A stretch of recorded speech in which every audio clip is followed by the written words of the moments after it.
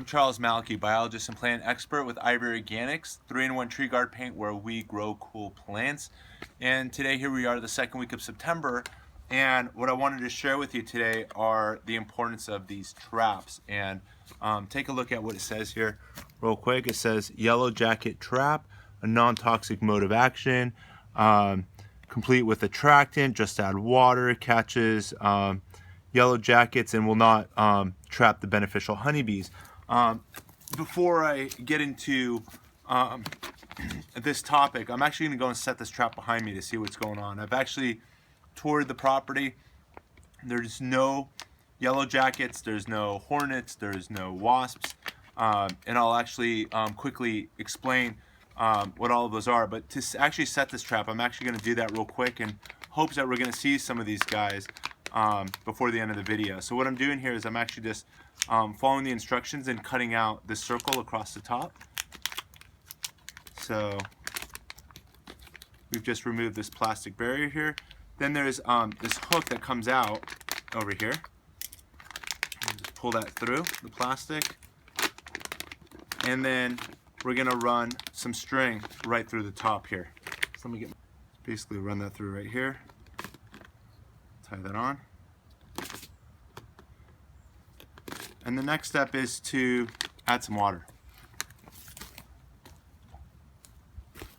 So I've got here some pure water, and it says to actually fill it up to this line over here. So we're just going to add some water accordingly.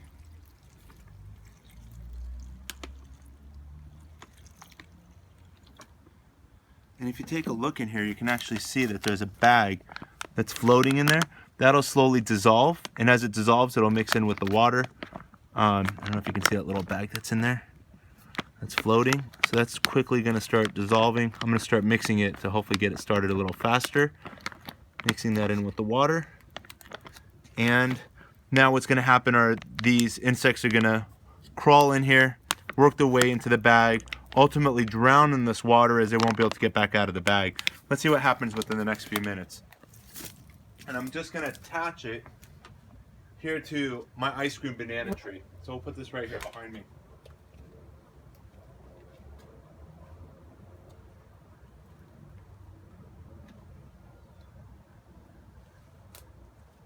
So we did a video describing the ice cream banana plant back in the last week of May. So now here we are going into the second week of September. So it's been all of June, July, and August, and a couple weeks now into September, when this ice cream banana plant, which was just a pup, was no more than about a foot or 1 or 2 feet off the ground. And since then, you can see that it's grown. My reach is 8 feet. It's probably at least 16 feet up to the top. This is the parent plant, which is now getting pushed over by this sucker. I didn't expect it to take off this quickly. We're talking about 3.5 months worth of growth, and it's already 16 feet tall. The parent plant, which is right over here, I expected it to go into bloom between spring and summer, and again, it just started going into bloom now in September. And take a look here. This is the parent plant, and the flower, if you take a look all the way up, you can actually see the flower, which is indicated by that red bloom that's going to be coming out. Should start blooming within the next week or two. So here we are now in September. Hopefully it's going to make it through the rest of winter and spring, and we'll see how it develops. And be sure to subscribe so you can see what's ultimately going to happen with this banana plant. Now that we've set up the trap behind me for the yellow jackets, I wanted to explain the importance and whether or not this is a good idea or not. So it was just last week, my daughter was in the backyard, and there's this bee that was, following her everywhere around. It was either a yellow jacket or hornet or something related to them. And so we put up a trap, and in a matter of an hour, there was about 30 of these guys circling the trap. Many of them actually found themselves trapped within. And I'm like, this is just way too extreme. I only had a problem with one. And if any of you viewers have a better recommendation than setting up these traps, which actually will attract insects from up to a mile away. So I'm not just dealing with the insects in my garden, I'm actually now trapping insects from all around. And let me share the importance of this by sharing this chart with you over here. And we're here in the Hollywood Hills, and we know in the Hollywood Hills we've got this, large bird, which I know that we've got hawks living in the area, so we'll indicate it by the hawk. And towards the top of the pyramid, we also have one mountain lion known as P22. We've also got coyotes. We've also got raccoons, which might be at level 2. We've got rattlesnakes, among other snakes. In regards to birds, we've got blue jays and a variety of other, medium-sized birds. Here we've got grasshoppers, we've got butterflies, we've got rats up here, we've got mice, we've got moles and voles and squirrels. And then at the bottom of the pyramid are the plants. And when it comes to the plants, it's important to be planting your native plants relative to where you live. So, and that's something I've been educating as well in these videos, is to be sure to grow. We're here in Southern California, so we're growing Southern California native plants. Let me give you an example of one of those. So this here is called the Bowman's fuchsia. It's one of the California native fuchsias, which are attractants to hummingbirds, which not only feed on the sweet nectar of these plants, but it also attracts and eats the aphids and small spiders and gnats and other insects, and that's its source of protein. But take a look here. This here is a cutting off a plant I've got behind me. So this is the fuchsia. We've got it growing in a vermiculite perlite mixture of soil, and you can see the roots are now working their way out of the pot and eventually will work its way into the garden. So this is a plant we'll be adding to the garden. You can see what the blossoms look like if you zoom in over here. The plant ultimately looks like this. So you can see it's a beautiful color to actually add to any landscape. The Bowman's California fuchsia. You may recall when we did our video back in May where we actually took the suckers and the little pups off the parent banana plant. We sprayed it with the IVOrganic 3-in-1 tree guard paint. The logic behind it was to offer the plant a sunscreen and to protect it from dehydration and to minimize the stress with the transplant and the movement from that parent plant to its new location. If you take a look and zoom in over here, you can actually see the leaves are actually coated with the IVOrganic 3-in-1 tree guard paint. As I just applied a spray, and I'll actually do it one more time just to show you. But you can see this is the light white drops of the organic white paint, which are also infused with essential oils, which actually repel insects as it gets established. But you can see how that would actually just go onto the plant. And the product that was used to do so is IVOrganic. It's a 3-in-1 tree guard paint. Just add water, a natural tree trunk and branch barrier, protection against damaging sunburn and insects and rodents, for use on your roses, fruit, and nut trees, ornamental trees, and shrubs. It's a non-toxic, environmentally safe, and organic product. And this here we used was color white. It's also available in colors brown and green. Let's continue our discussion on the wasps as well as yellow jackets. Follow me. So after I put up that trap last week in my garden and trapped a little over 30 of these yellow jackets or wasps or hornets, I did a little bit of research and found out what did I just trap and what impact did it have on this pyramid. Being they play a role. Even the insects and even the pests in your garden actually play a role in this food chain. And to actually eliminate it means you're taking away the food source of some higher and maybe a desirable predator within your garden, such as the ladybugs and the praying mantis and the spiders and so forth. So what I've done here is actually pulled up some pictures, which I'll put alongside over here. And if you take a look, that's a picture of a yellow jacket. And this here is a picture of a paper wasp, and this here is a picture of a hornet. And if you put them alongside, they're actually quite difficult to distinguish. But the characteristics of these that I've learned is that yellow jackets typically live in holes, and they actually nest within the ground, even though occasionally they'll actually nest above ground. But these are typically found in the ground. The paper wasp are characterized as actually usually making their nest in the eaves of your home. And they're characterized by making these honeycomb style nests that are actually, resemble paper. And here's, a couple of the adults. And then over here is the hornet. So as adults, whether they're yellow jackets or paper wasps or hornets, as adults, they typically feed on sweet sources, such as the nectar in your flowers, which are therefore contributing towards the pollination of your fruits and vegetables in your garden. But if you're also at the zoo or at a carnival or anywhere else and you've got some sweetness, these adults are attracted to it as sweetness is part of their diet. foods that are rich in sugars. They'll also be found typically in orchards with overripe fruit. They're typically drawn to that. However, when it comes to barbecuing, which was the issue that we had last week on our garden, we had some steaks and burgers on the grill, and all of a sudden we're putting this food on our plates, and we didn't last more than minutes before all of a sudden we're being hounded by one of these creatures, and it just wasn't enjoyable being in the backyard. So we actually brought our meal inside. What these hornets or wasps are looking for as adults is they're looking for protein, and the protein is actually used to feed their young. It's more important for them, and they're usually more on the lookout for proteins during the spring and summer months, as these proteins are used to feed their young. And these proteins could include your burgers, your steaks. It also includes, and this is again where they're beneficial, is it also includes the caterpillars in your garden. It also includes the larvae of beetles that are in your garden, and it also includes small flies. So a lot of the pests that we actually have in our garden are actually being kept under control with the checks and balance, which is part of this food pyramid, is kept in balance by these hornets and wasps. And so it's important to actually keep them in your garden. If you're trying to set up these traps and just leaving them arbitrarily out in your garden, you're actually doing more harm than good, in the sense that you're actually attracting insects from as far as a mile away. So even though the issue is only here in your garden, you're actually affecting the life cycle within a mile radius of your home. So think twice before, in fact, installing these traps. And we're going to take a look in a few minutes behind me to see if we've attracted anything yet. And then the last thing I want to share with you is this chart, which I picked up from Orkin Pest Control, which actually summarizes these insects one more time. And here it talks about hornets in contrast to wasps. And it says hornets are typically measuring 1 to 1.5 inches long. Their nests are aerial or in protected aerial locations, large in size, globular, and made from paper. And they can be anywhere from 100 to 700 workers on these nests. Their colors are typically black and white or brownish reddish. And their diet, they prey on insects and rarely are scavengers for sweets and proteins.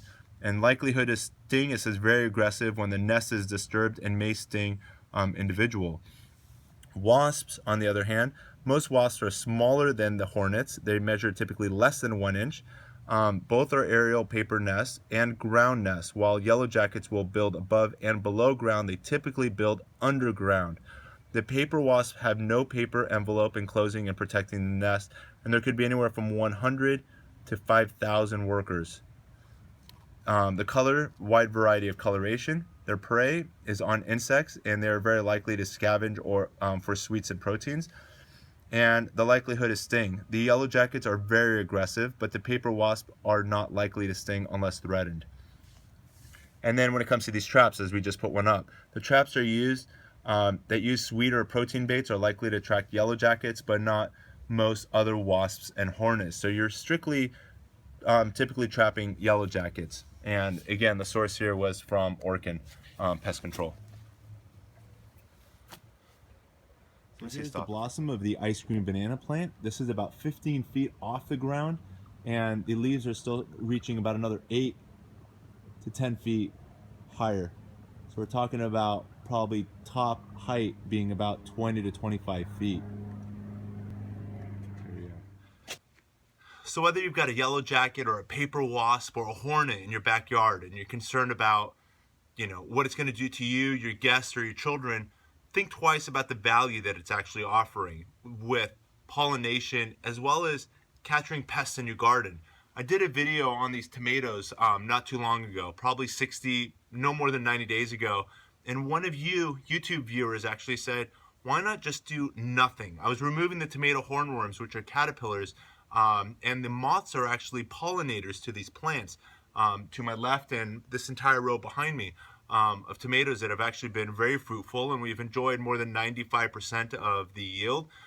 Some of them have been, damaged by deficiencies due to calcium, which resulted in tomato end rot. And then we've also had, some predators that have got to it, whether it be a rodent or some caterpillars that have gnawed, through some of these unripe tomatoes and enjoying the energy of the fruits that way. But with the losses we've had, we've enjoyed the 95+% of success, and we did do nothing in regards to trying to control the pests other than allowing nature to do what it does best. No neem oil, no spinosad, no chemicals, no chemical fertilizers, other than organically feeding the plants and actually making sure that they're healthy and in good condition and checking on them periodically and staking them and supporting them to make sure they're growing vertically was all we did, with the exception of when we installed the tomatoes, and I'll put the video link down below, that we actually sprayed the plants with this IVOrganic's 3-in-1 tree guard paint. And by spraying it, we actually offered the plants a chance at getting the sunblock protection as the roots got established and the plants got off to a good start. In addition, it's got the essential oils in there, which actually repel insects and allow the plant again to grow without being a threat to some of the smaller insects. Again, by just losing a couple of leaves could be all it takes to actually turn this plant from a successful growing tomato or any other type of vegetable or tree for that matter, and giving it its best chance at at success and being successful. And then we discussed also just a few minutes earlier about how you can also convert the IVOrganics into a spray by putting 2 or 3 teaspoons of the IVOrganics, and it's in the directions as well, where you can actually use it as a foliar spray. And we've done that with transplanting, as I showed you, the ice cream banana plant pups, or the suckers that we have actually removed from the base. And I'll put the video link to that as well below, where you can actually see what it was like just back in May. So I'll put that video link, which basically shows how to actually remove the suckers of the bananas and the pups from the bananas and actually transplant them into other pots as well as into other parts in your ground around your property. So just to recap real quick, in regards to the yellow jackets and the hornets and the wasps, think twice about removing them. They are an essential part of the garden, and what we've actually used them for, here in our garden, and they've actually benefited our tomatoes, and we've actually had one of our best seasons ever by doing the minimal than we've ever done ever as well, is that it actually controls the caterpillars, and it controls the beetles, and it controls the flies, and it controls a lot of other smaller pests that otherwise would require our help to control. And again, the more we get involved, and just as we saw with that food pyramid with the hawk and the mountain lion and these top predators that are actually in our ecosystem here in the Hollywood Hills, and I'm sure you've got other predators that are within wherever you may live throughout the United States and around the world. But once you take a part out, it's actually affecting the entire pyramid, as now there's going to be more pests and more damage resulting from taking a small part out of it. So think twice about actually interfering with what nature's trying to do best. Anyways, we'll continue on to the next steps. So you may have noticed that all around this ice cream banana tree are these passion fruit vines, and take a look at how magnificent these flowers are. I've been growing this particular plant for about 10 years now, and you can take a look at how beautiful that flower is. And then these flowers ultimately form these fruits that are right behind it. And over in this direction, there's even more. You can take a look over here. The passion fruit is actually one of the main ingredients in making fruit punch. Take a look over here. It looks like the yellow jackets have arrived.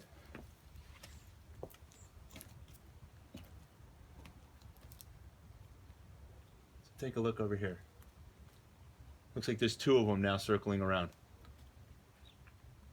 So you can see how quickly this works. We just set this up maybe no more than 10 minutes ago. But again,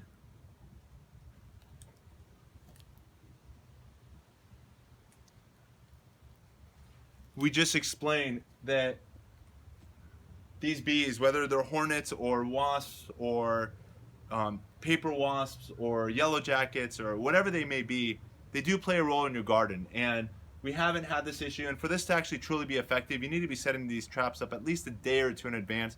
And again, it's going to cause these insects and their populations to crumble within those days, and not just around your house. It's going to affect your entire neighborhood. So again, think twice about installing these traps, and if you have a better means or a better method for actually controlling these insects and keeping it localized, one guy's actually going to work his way in here. I'm actually going to dispose of this trap before it gets out of hand.